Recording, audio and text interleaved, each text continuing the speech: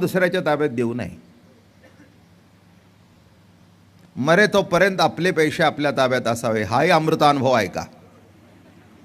हा जास्ती उपयोगी पडेल. मरे तोपर्यंत आपले पैसे दुसऱ्याच्या हातात देऊ नयेत, कितीही जरी पोरग प्रिय असेल तरी. बरं का? आपला हुकूम आपल्या हातात असावा.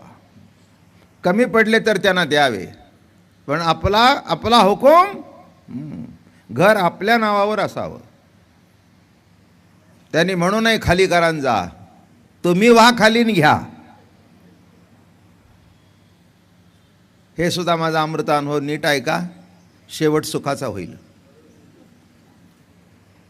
हा जीवनातला अमृत अनुभव आहे.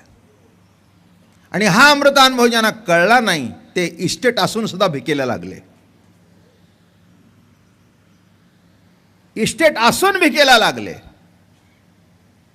त्याला कारणीभूत या म्हाताऱ्या सुद्धा असतात. गेल्यावर तरी तोच घेणार आहे, आता का देत नाही? ही बघा, ही कारणीभूत.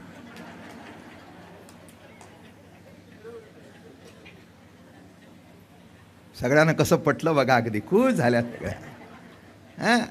हां, मग पुन्हा जर आपण म्हटलं, तू म्हटलं मला काय कळतंय, पुन्हा तयार. म्हणजे भस्मासूर पुन्हा आपल्या डोक्यावरच हात ठेवायचा. अमृतानुभव का हा? अमृतानुभव जगायला शिका, पुढचा बघू आपण. तर सांगतोच आहे मी, किती कळतंय ते बघा, नाही कळतं तर द्या सोडून द्या, पण एवढं तरी कळायला पाहिजे, नाही का? जीवन असं आहे बाबांनो. हे बघा, कोणी चुकत नाही, पहिले आपलं चुकतो.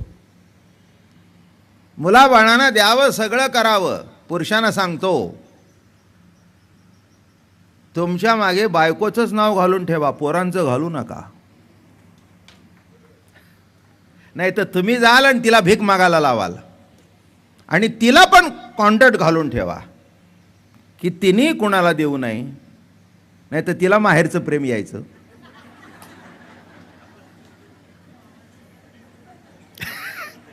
आहे की रे? परफेक्ट. सगळे आज किती खुश आहेत, आनंद. एवढा विषय मी मांडतोय जीव तोडून, पण आजच्या इतका विषय पटलेलाच दिसत नाही मला. काय आहे ना गंमत, मजा आहे. आपली मुलं सुद्धा चांगली असतात, पण लग्न झाल्यावर कान देतात म्हणून बिघडतात.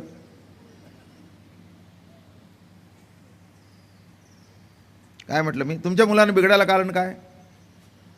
काय दिलं बायकोच्या हातात म्हणजे ती कान पकडत नाही? अहो, कळलं का? असं तुम्हाला काय माहिती असं सकाळपासून घरी संध्याकाळ मी असते ना, आता मला माहिती आहे ना. दिलं का? तुम्ही एवढं कमवायचं नाही आणि सगळं काय? मामाजींची पेन्शन आहे 2000, त्याच्यावर काय भागतंय का? रोजचं दूध 4 लिटर लागतंय, 200 रुपयाचं दूध लागतं. तुम्ही आहे म्हणून, पण यांना तुम्हाला यांना कुणालाही तुमची किंमत नाही. असं 2 दिवसापूर्वी उमरा उलटून आलेली चौकटची दुर्री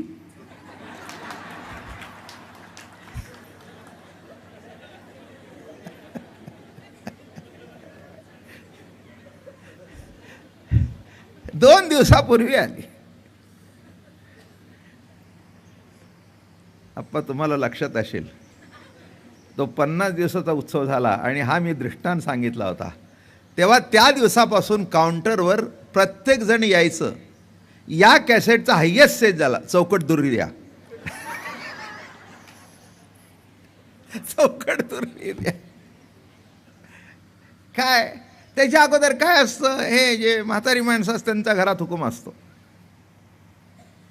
नाही का? हुकूम असतो त्यांचा, ते म्हणतील तसं होतं, नाही का? त्या पत्त्याच्या डावात गंमत असते. काय त्या पत्त्याच्या डावामध्ये त्या इस्पिकच्या एक्काला काहीतरी गंमत असते बघा, काय मला माहिती नाही. तसा घरात सुद्धा आपला एक इस्पिकचा एक्का असतो. सासरा म्हणजे इस्पिकचा एक्का. लग्नामध्ये किंवा जावयाला जेवण असेल तर जावयाच्या नावाने जिलेबी असते, पण त्याबरोबर जर 500 माणसं असतील तर त्यांनी तीच जिलेबी खावी. असं नसतं की जावयाला एक कडवी समाजाला एक कडवी. जसं निवृत्तीनाथांची जरी आज्ञा असली की ज्ञानराजा तू तुझं स्वतंत्र तत्त्वज्ञान जगतापुढे मांड, तरी पण मराठी भाषेमध्ये करण्याचा हेतू एकच की सर्वसामान्य माणसाला चितविलास कळावा. काय हे सगळे मिथ्या सत्य या वादात अडकल्या कारणाने चितविलास लवकर लक्षात येईना.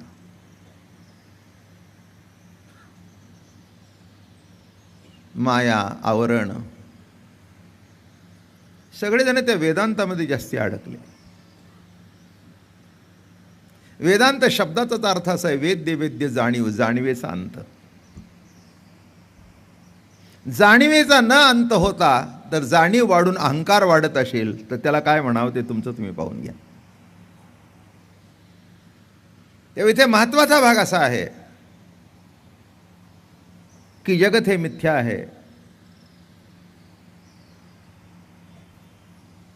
बरं का, उपाधी आहे, अशी एक विचारसरणी मांडली. पण ज्ञानेश्वर महाराजांना जाणवलं की सगळं जगतरूपाने कोण आहे?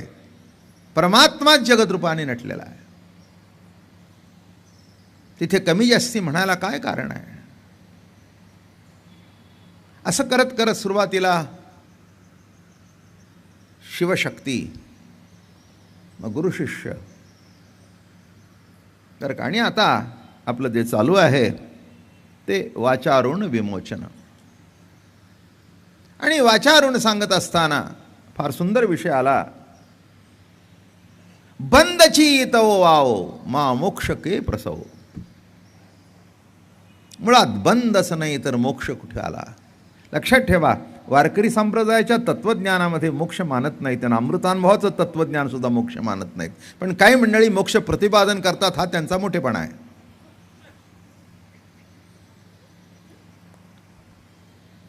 त्याचा अर्थ काय की केवळ वारकरी ग्रंथाचा प्रभाव असण्यापेक्षा दुसऱ्या इतर कोणत्या तरी ग्रंथाचा त्याच्यावर प्रभाव आहे, हाच त्याच्यातला एक साधा सरळ अर्थ.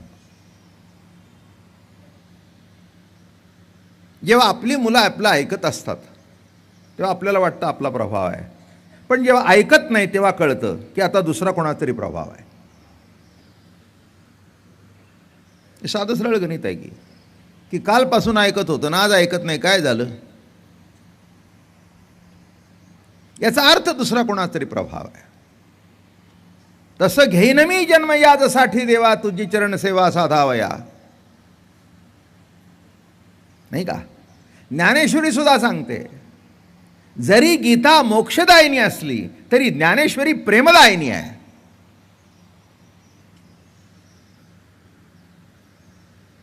हे ज्ञानेश्वरीच्या अभ्यासकांना सरळ कोणालाही कळेल, नाही का? म्हणून या ठिकाणी जर आपण बघितलं, ज्ञानेश्वर महाराजांनी ज्ञानेश्वरी सुद्धा मोक्ष मानलेला नाही. मोक्ष सुखा लागो निरंकू, तयाचा तिठीचा झणे कळंकू लागेल तुझ्या प्रेमा. काय बोलतायत बघा ज्ञानेश्वर महाराज. मोक्ष सुखाच्या मागे लागणारे भिकारी, त्यांच्या दृष्टीचा कलंक अर्जुना तुला लागेल. म्हणून माझं प्रवचन सोडून दुसरा कोणाच्या पुढे बसू नकोस. काय म्हणतात देव, दुसरं कोणाचं तरी ऐकायला जाशील आणि बिघडून येशील. म्हणून एक वेळेला माणसांचे पाय धुवावे पण कान कोणाला देऊ नये. माऊलीच्या सोहळ्यापर्यंत 5 लाख माणसं होती, त्यांच्या आज्ञेने 10 लाख आले. पंढरीमध्ये ज्ञानोबा तुकोबाची आज्ञा आहे, नाही का? हा केवढी मोठी क्रांती आहे, नीट लक्षात ठेवा. कोणी येत नाही, जेव्हा ती व्यक्ती आपली वाटते तेव्हा येतात. आणि ती व्यक्ती गेली असं वाटत नाही, ती व्यक्ती बोधरूपाने माझ्याजवळ आहे अशी प्रतीती असते म्हणून येतात. दिसणाऱ्या बापाची कोणी आज्ञा पाळत नाही तर 750 वर्षापूर्वी समाधी घेतलेल्या ज्ञानोबरायच्या काय कथा सांगता. बाप गेला म्हणजे गेलाच वाटतो, पण माऊलीची ज्ञानेश्वरी जवळ असले की असं वाटतं माऊली जवळ आहे माझ्या. हे त्या नावाची शक्ती आहे. तुकोबाराचा गाथा उघडलं की असं वाटतं महाराज आहेत, भागवत उघडलं की वाटतं नाथ आहेत, नामदेवरायाचे अभंग गायले की असं वाटतं नामदेवराया आहेत. एक एकाहुनी बळी रे, एक एक संत, एक एक अगदी बघण्यासारखा अवतार. म्हणून या सगळ्यांनी जगताकडे जे बघितलं ते जगताकडे प्रभूचा विलास म्हणून बघितलं, कौतुक म्हणून बघितलं, मिथ्या म्हणून बघितलं नाही. बरं का, गीतेला सुद्धा आश्रम संन्यास मान्य नाही आणि वारकरी संप्रदायाला मान्य नाही. अलीकडे काही काही संन्याशाकडे वळतात, असो त्यांची इच्छा. आश्रम संन्यास जर गीतेला मान्य असता तर अर्जुनाची तयारी झालीच होती, फक्त कपनी द्यायची बाकी होती. काय कृष्णाने कुणीतरी पाठवून कपनी आणली असती ना आणि त्याला घातली असती, जा बाबा आता अरण्यामध्ये. म्हणून ब्रह्मसत्य जगन्मिथ्या याच्यामध्ये आश्रम संन्यास मान्य आहे आणि ज्ञानोबारायाच्या तत्वज्ञानामध्ये आश्रम संन्यास सोडला आणि संसारात आले आणि ज्ञानोबा निवृत्तीनाथाचा जन्म झाला. म्हणजे एकाचा स्वीकारण्यात शेवट आहे तर एकाचा टाकण्यात शेवट आहे. थोडंसं समजून या, हे दोन असं गंमत आहे. याच्यामध्ये कुठे काही विरोधाभास दाखवायचा नाही किंवा काही नाही आहे, फक्त संप्रदाय समजून घेतलं म्हणजे झालं. आपल्या घरात आलेली मुलगी, तिच्या घराच्या काही पद्धती असतात, पण आपल्या घरामध्ये आल्यानंतर आपण तिला सांगतो असं करू नको, असं कर. याचा शब्दार्थ ती जी चूक काढत नाही तर आपल्या घरामध्ये सामावून घेण्याची एक प्रक्रिया आहे, नाही का. चूक काढण्याचा काही हेतू नाही आहे, तिलाही घालावा आहे तिथपर्यंत पाहिजे तेवढा उपभोग तू घे, पण शेवटी तू गेल्यानंतर मुलांच्या नावावर संपलं. लक्षात ठेवा. तसं निवृत्तीनाथांनी ज्ञानेश्वर महाराजांच्या ताब्यात दिलं, ज्ञानेश्वर महाराजांनी जगाच्या ताब्यात देऊन टाकलं. खलास. काय निवृत्तीनाथांनी आपली बोधाची स्टेट, आपली परमार्थाची स्टेट ज्ञानोबारायाला देऊन टाकली. घे ज्ञानराजा, घे घे घे, मस्त. ते म्हणले महाराज आता काय आपलं काही तसं काही नाही आहे, आपल्याला संप्रदाय वाढवायचा आहे. एक लक्षात ठेवा, आर्थिक हा भाग निराळा आहे, परमार्थिक ज्ञान हा भाग निराळा आहे. आर्थिक बाबीवर जीवन, रोजच्या व्यवहारातलं जीवन अवलंबून असतं आणि परमार्थिक ज्ञानावर जीवनाचं समाधान अवलंबून असतं. दोन गोष्टी आहेत त्याच्यातल्या. हातात पैसा असेल तर परतंत्रता नाही, शेवटच्या क्षणापर्यंत मस्तपैकी जगाल, काही चिंता नाही. बरं का, काय असेल तसं. बरं का, तुमचं तुम्ही ठरवाल की एवढा पैसा आपल्याला भाकरी खायची, भात खायचा, भाजी आणायची नाही तर नाही आणायची, चटणी बरोबर खाऊ, संसार आहे. पण परमार्थामध्ये ज्या गोष्टींनी समाधान मिळेल ती गोष्ट सर्वाला वाटायलाच पाहिजे. आणि हे मागे कुणालाच वाटलं नाही ज्ञान द्यावं, ते ज्यांना वाटलं ते माऊली. वाटलं तर वाटतो, वाटलं नाही तर वाटतो कुठून, नाही का. अंतरीचा कळवळा करीतसे प्रतिपाळा. काय म्हणतायत, अंतरीचा कळवळा करीतसे प्रतिपाळा. अंतरातला कळवळा पालन करतो. पालन कोण करतो, अंतरातला कळवळा. तसं ज्ञानोबारायाच्या अंतःकरणामध्ये जो कळवळा होता, संपूर्ण जगाची अवस्था पालटली. कोणत्याही एक्क्याला मारताना एवढी गंमत नसते, एवढेच इस्पिकच्या एक्क्याला मारताना असते. बरं, इस्पिकचा एक्का जरी इस्पिकमध्ये मोठा असला तरी डाव बदलतो, हुकूम बदलतो. माझं बोलणं कळलं. हुकूम बदलल्यानंतर सगळंच बदलतं. तसं तुम्ही कमवताय तिथपर्यंत तुमचा हुकूम आहे. तुमचं कमावणं संपलं की तुमचा हुकूम बदलला. काय मग ती एक काहीतरी खेळात असते. ज्याच्या हातात इस्पिक आहे त्यांनी पहिली उतारी करा. काय आणि मग गंमत अशी असते, ते असे टपून बसलेले असतात. तो लवकर काही एका काढत नाही बाहेर. आणि तुम्हाला सांगू काय गंमत असते, ज्या वेळेला तो इस्पिकचा एक्का येतो आणि ही चौकटची दुर्री अशी बसलेली असते वाट बघत. ते कसे मारतात, गुडघ्यावर उभं राहून हाण, आणि मग त्या इस्पिकच्या एक्काचं तोंड बघण्यासारखं होतं.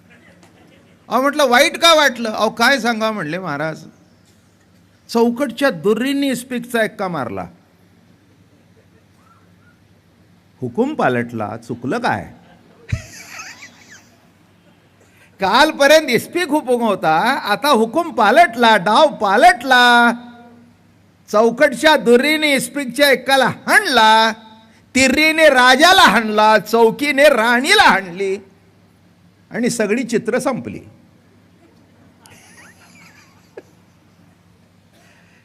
शेवटी गोमू राजा झाला. माझं बोलणं कळलं? चौकटची दुर्री शब्दाचा अर्थ असता 2 दिवसापूर्वी चौकटीतून आलेली अशी जी चौकटची दुर्री, तिने इस्पिकच्या एक्क्याला हाणला, संपलं काम, संपलं. बायकोला म्हणतो आता आपलं राहिलं नाही बरं का, चल आपण आता तीर्थाला जाऊन राहू. ओ आपण आता तीर्थात जाऊन राहू, आता काय राहिलं नाही आपलं, हुकूम बदललाय. मी तुम्हाला सांगतो, घर कधी सोडू नका, रंगात डाव करून घ्या. रंगात डाव जो करतो की नाही, त्यांचे हुकूम त्यांच्या हातात राहतात, आपण डाव जिंकून मध्ये होतो. हे जसं खेळातलं आहे तसं संसारात सुद्धा रंगात डाव जिंकावा.